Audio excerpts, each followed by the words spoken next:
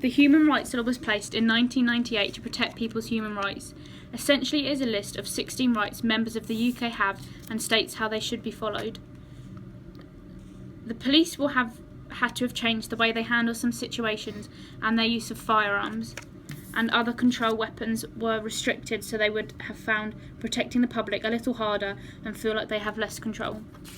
This is a summary of a news report relating to human rights.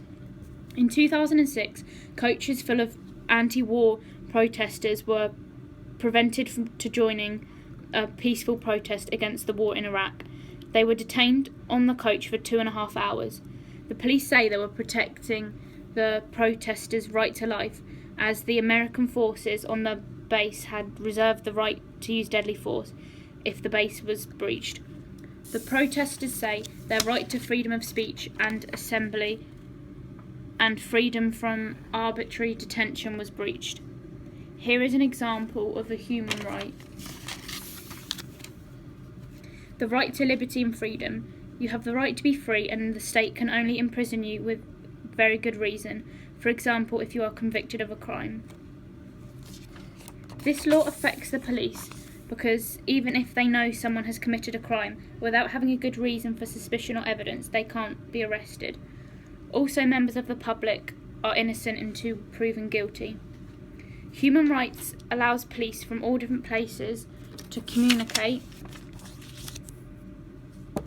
and have an understanding of the law that they are enforcing to make sure it's the same law.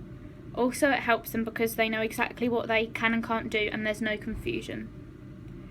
On the other hand, it makes it harder because they have to change some of the ways they do things and to be able to follow the rules. They may feel like they have less control over the public, especially with the limited use of firearms. It is justified because although it may be a little harder for police, they have less control.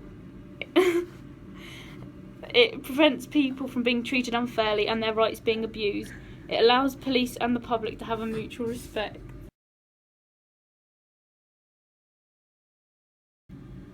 This policy affects many public services such as schools. This is because all children have a right to an education.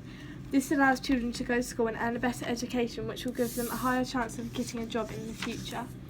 But however, it will put a lot of pressure on parents and teachers when assuring the children are being taught correctly. This policy affects teachers doing their job by putting a lot of pressure on them, as there will be more children to teach and more teachers will be needed.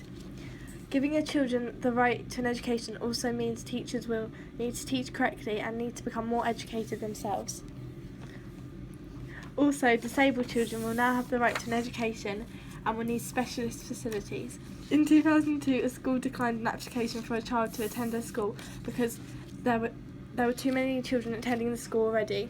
The mother took this to court and said they were stopping her child's right to an education. But the government disagreed and said this was acceptable because the schools also have a right to decide who is let in and make it fair to the rest of the public. This affects teachers' jobs by putting more pressure on them, as they have more priorities in making sure the children are educated correctly.